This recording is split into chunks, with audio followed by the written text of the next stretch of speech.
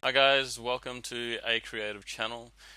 Today I just want to run through of getting successful prints and print adhesion to the bed. So we're going to run through, the printer settings and what kind of resin settings, very important, and yeah, other aspects of the bed. So stick with us and I'll be right back.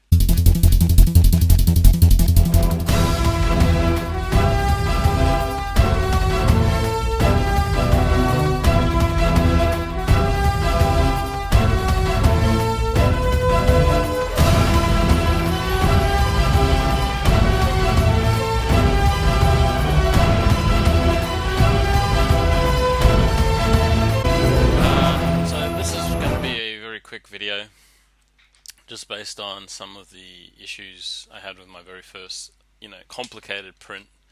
Um, so, and I knew it was going to happen. I was actually preparing for it to fail. It's just because after watching so many YouTube videos and reading up on it so much, I knew that I had to calibrate some things.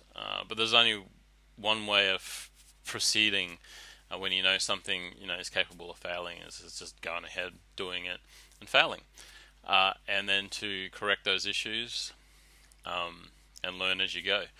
Unfortunately, it's not it's not ideal to learn that way. I did try to do everything to avoid having, the print lift off the bed, be pulled off with the suction. But it was good because I learned from it and I understand a little bit more now. And I'm going to run over that quickly with why it happened and how you can avoid that. Because searching on the internet, I spent hours and hours and hours looking over a ton of information, and it kind of was a bit here, a bit there, a bit in this video, a bit in that video. So in this video, I'm going to try to include everything I learned, and it's very quick. It's not even complicated. Like I think a lot of people make it out like it's really complicated, and that's why there's so many issues with it. So I'm just going to run down through some pointer notes that I think are very important. I don't know exactly. Some of them are a bit, I don't know if it helped. I certainly added it to the next. So I didn't want it to fail, so I just put it in there. But I think it would help. I think So as you know, maybe you don't know because you didn't see the video. My intro video to my channel is long and boring. I'm probably going to try and do another one that's just a little bit better and just all around just a quick just go over it quickly. So the aspect of the resin printing issues from the start is going to start with the foundation of the build plate, right? Obviously the build plate needs to be leveled in your z-axis, so you got to make sure that it's 100% level. That's in all the videos. So I'm not going to get into that too much in the aspect. It's not hard to go in there, level out your build plate just to make sure. And after you've used it, so many times, you should check it as well. With the FDM printers, it's one of the things that I had to make sure was constant. After you've done 5 or 6 prints and you're pulling the model off the build plate, you're definitely moving stuff around. Especially I didn't have a flexi plate on any of my FDMs, so you're literally scraping, hitting, ripping, and these things are going to be throwing out your Z-axis and your bed leveling without a doubt. And I can't imagine the resin printers are too much different. Every time you're taking it on and off, you're gonna get issues eventually with the level of it. So personally, me, after 5, maybe 6 prints, I will definitely check my bed leveling. So that's the foundation of it, right? The second was sanding the surface with 220 or 80 grit. So I do know that Frozen supplies an 80 grit sandpaper to rough up their bedding. So obviously it sticks to it better. I went a different route and got the the flexi plate from Wham Bam, and I watched the Wham Bam, you know, tutorial on putting it on and so forth. And he didn't. He said that he could sand one side and leave the other side, and he didn't think it was necessary because the plate and the metal that was used was appropriate, and was more than capable than sticking your model to it. And I won't disagree on smaller models. I think he's correct because I did the two coins, two round coins off the cart, and one kind of small and one larger, and they both stuck without a doubt, and no issues with pulling and then, so I think he's correct that it's good for that, but I really think on a larger scale, and you're having a lot more suction force from your lift as it's lifting up out of the vat, out of the resin, you're definitely going to need a little bit more grit on that bed. So if anyone who's using a flexi plate or thinking about using a flexi plate, I would say you definitely should. I use 220 grit. Like I said, whether it helped or not, I'm not 100% sure, but it's one of the processes I did. And all those little processes I fixed because the very first print, as you can see behind over here, which I'll bring it up in a second, I didn't have the bed sanded, so I will include that as part of the process of what made this next print more successful. Well, for now, it's more than halfway through, so fingers crossed that it doesn't collapse and I come up with another issue. So, knock on wood. Layer a wet surface with resin. So you take the bed, get a little bit of resin with a spatula, and you just wipe it down. It's kind of like lubing it up. I can understand, like when you gauge a pump to work. First, you throw a little bit of water in there just to wet it up, and then the pump suction is then created. So that makes sense to me. I have to say I didn't do it this time around because I got that information afterwards. But the next print I will try that as well. I think it's a good idea to there's a particular word that when you're using pumps and stuff, you're getting it ready, but there's an actual word for it. I forget now, but either way, I think it's a great idea. I will be trying that on my next print, and I'll let you know if there are any issues. Maybe we'll fail because really, like your Z-axis is coming down, and your bed's hitting the resin, and then going down to the vat, the bottom of the FEP, the plastic at the bottom of the vat, and so it is already getting kind of like a moisture hit already. So maybe it's not, I don't know. So I have to do that. So the next biggest thing, moving on, is the resin settings and exposure time with a slower lift speed. So, I mean, this is probably the biggest one. This is the foundation at the physical level, and I think it's very important. But this one here is very important, especially for larger scale prints. And watching 3D Printing Pro, he had a lot of good information on a few different videos, and I had to watch a bit of this and watch a bit of that to kind of put them together. And in the sense of where this print here went wrong was information I was taking from 3D Print Pro, one of his videos explaining cure time, exposure time, and then there was another video explaining the burn print. So it's when your first layers of print, you're burning more layers, like 8 layers. I did 8 layers. Some people are burning extreme amounts, and that's what you're saying, that you're going to burn out your screen by doing it too much. And I'm going to get into here and go into, sorry, wrong one. I'm going to go into preferences,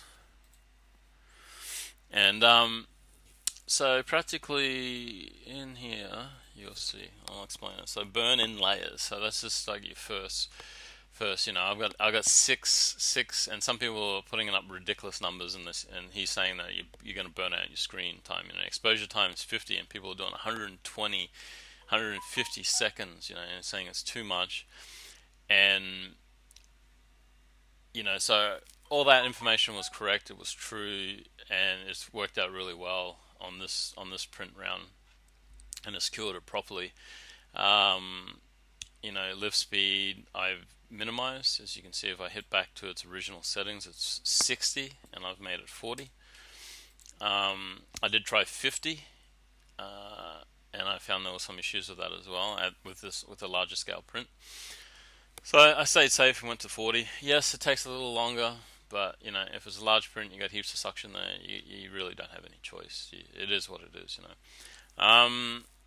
In the sensor layer thickness, I've made it to 3 millimeters. I know 2 is even more detailed, but being my first big print, I just didn't want to push it just yet. So where I went wrong with information I received from 3D Print Pro is exposure time. So I've got it now set at 2.3 seconds for this, and what's really important about this is the resin setting. So when I was watching 3D Print Pro, he was explaining aspects of you need to minimize as you progress down. So if you're doing 0.3 millimeters or 0.2 millimeters, you don't need to halve your cure time or exposure time. He works it out of the fact that if he's minimizing it by 50%, then he halves the 50%, 25%, and his exposure time comes down to that. And his exposure times are coming in at 9, 10, 6 seconds. And I was just thinking, well, the settings I have officially default are 2 seconds. And I'm thinking, wow, I must be underexposing it, right? I'm underexposing it according to what 3D Print Pro is doing. What I guess I didn't understand, or he hadn't put in that video, is that it depends on the resin you're using. And that's where the real information that you need to understand comes into this, is that each resin has its own, level of, cure time and what it needs, and it has a minimal and a maximum. And if you're doing it too much, and I my very first print, this one, I set it to 6 seconds. So what was happening, right, was that the foundation level was fine, because the foundation was not 6 seconds, okay? The exposure time was 50, but it needed that to stick to the bed and to make that first burn-in layer strong and have that and be strong enough to hold the weight and the suction of these layers here. But the normal layers after that, it does not need to be at a high level, depending on the resin you're using. And that's where those, what is it called? It's called a there's these items you can, like a resin validator. I got an STL here, and that'll show you where your exposure time is most perfect, depending on the resin you have. I'll probably try and link a description or pass it on down there with the resin validator. I haven't used it yet. I don't think it's necessary, because people have already figured this stuff out, and this is where I dug through the internet to find this. 4, 5, 6 pages. 11:30 at night. It's tedious stuff. So instead of you having to do that, I figured this would be a great video. Like when you type in best resin settings, or what are the best resin settings, and there's so many videos that come up, and it's all a mix and it's all a mess. It doesn't really fully explain. So what I found, and this was on like Reddit and some other user groups, and I'm just going to put it right here, boom, right here on this video, so you don't have to dig it up, you don't have to show it. So, and if you type in this resin exposure finder, okay, and you can type in the frozen Sonic Mini. I got a Mighty. So the first thing I found was the Mini. They're not too far from each other in set of settings, but the difference is Minis aren't producing large scale models. So you'll find that the base settings on your slicer, when I put in the frozen Sonic Mighty, the base settings are perfect for small, miniature sculpts and so forth. So it works fine if you're using default resins of frozen. So those default resins are like the ones that take between 2 and 2.5 exposure time. So anything in the 2.5 exposure time, your ABS gray whites, your aqua resin, which is what I'm using, aqua resin gray. Any of these things that are in that 2 to 2.5 exposure time, those settings are perfect majority of the times. The only thing I would say is some of the lift distance. So I would raise that, especially as your vat is pulling up more and more and it's becoming more flexible. Probably raise that to a 7 instead of 6, because this is standard in most of these larger mighties. I actually, look at that, it's 8 in this one. That's what they're recommending. So 7, 8, you're doing, that's the bottom lift distance. So that's where your plate lifts off, creating that suction. And that in itself, by doing that, is allowing resin to come up underneath it again, and then your bed comes back down to flash the next level of print that's happening. What's happening is sometimes as it's sucking up, your film, the plastic film at the bottom of the vat, is sucking up with it and it's sticking, and it can have that 6, and this is where 3D Print Pro was explaining. And I think you did a really good job explaining it. It sucks up and it sticks to the bottom of your bed, so your bed's got no time to really allow too much resin. So you're creating lines and separation lines and stuff inside each layer, depending on where that happens. So setting this distance is important. So that's the biggest aspect, is understanding. I'm going to go over this side.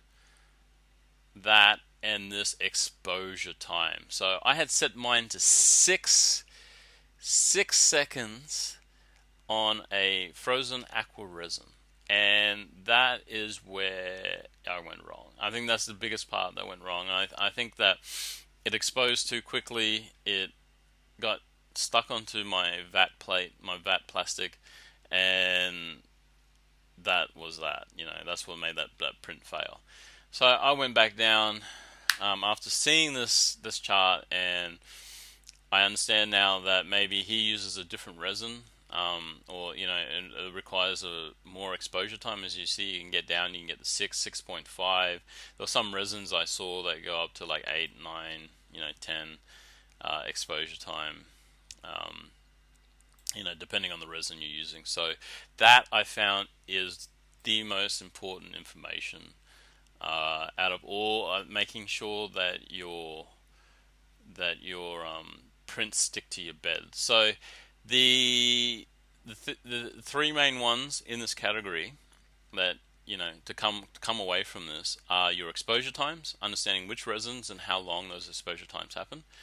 The next biggest one is your lift speed. So not your lifting distance, your lift speed. At 60, you got a big volume on that printer bed. As it's picking up at the 60 millimeters, I guess it's a second, it's a pretty fast vacuum. It's sucking, and the more volume you have on your bed, the more likely it's going to be too much for it, and so slow your lift speed down. And I think this really, along with this, played a massive part in the success of the print that's happening right now. And then this, obviously, the lift distance is important as well. So hopefully I've explained that as clear as I can, from my own low level of understanding. So that's what I really wanted to focus on in this video. The bed's important, understanding that. I think that's pretty common sense stuff. If you're printing and your bed is unleveled, I mean, maybe that's because I've dealt with a lot with FDM printers, so that's a given for me. But so those are the aspects that I think are the most important. So it's this middle category here. So it's the settings that come with your slicer, and as you producing out. The next one I think is important as well is lubricating your resin vat. So I think that is super important. Hold on one second. Sorry, I just wanted to check the resin vat plastic at the bottom. Make sure I'm saying the correct terminology. Well, a lot of these terminologies are new to me as well. Um, so the FEP plate, I believe, FEP. So the FEP plastic that makes up the bottom of the vat, I lubricated it, and I used it using a PTFE lube. I also clean it with a Rain-X window cleaner, which then provides another kind of film on top of that. So I've kind of gone double lube just to make sure. So another suggestion and another thing that 3D Print Pro does and recommends, and I've just bought some, is NFEP, and he swears by it and thinks that he hasn't had a print stick to NFEP ever, where he's had print stick to FEP. So the PTFE lube I got from Uncle Jesse, recommending it. He says some people don't like using it, but he's always used it. I think it's definitely important. So the more you can do, especially with a dry lube like that, it's not going to affect your resin. I mean, why not do it? Why not take that opportunity to create an environment where you're going to get the most success? And I think it's definitely important. So I'm sure some people don't do it or don't need to do it. But that's pretty much it. I'm going to run just quickly over just some of the, so obviously there's the failure. The one good thing came out of the failure is I got to see the level of detail in print. That was a hand that survived. It was a little lower in there. And the detail in that I am pretty impressed with. This is like straight out, just put in water, broken off. So, obviously need a bit of sanding and cleaning up and curing. But, the detail in this, I'm so stoked. I'm so happy.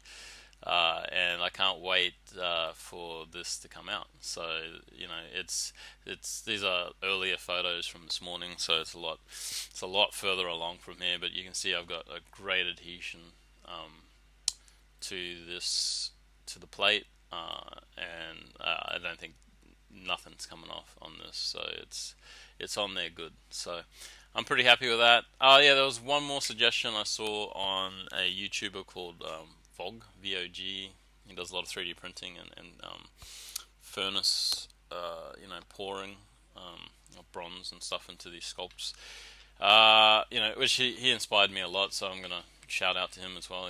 He's a great YouTuber, and I've gotten a lot of great advice from him as well. Uncle Jesse, Vlog, 3D Print Pro, all great guys. All great YouTube. So he recommended, and what he does is print out a little film, just high enough that covers nearly the whole plate, right? And it's just thin enough that it creates a whole suction across the whole plate, giving you strength. So I'm going to try something like that as well, and I'm going to let you know how that goes. So another aspect is what I did is that originally I had all his limbs and everything surrounding him, and this time, just so I can get a successful print, and I didn't want to put too much pressure on it the very first go. Success is important in the first few, because you just want to give up if you're just constantly having failures. So you want to do something, especially in the beginning, to make sure that you can get some success going, because with FDM printing I learned, I got disheartened with a lot of failures at the start. You kind of just want to give up. You think it's just useless, so it's very important to get that that successful print eventually, and then you can start branching out and experimenting. But I will print all the limbs next, and I'm going to try this little film plate that will print along with it before everything else. It will sit very thinly just at the bottom of the sorry, that's not my bed. That's not leveled like that. Just to let you know, that's my camera. That's my great photography work there. So practically it's going to be a really thin layer, and according to Vogue, it creates a wider scale suction, giving your base a lot more strength to hold on to instead of having it just rip off. That makes sense to me. I can see it maybe the other way too. I can see that working. So I'm going to try that. I'm going to let you know. I'm going to let you guys know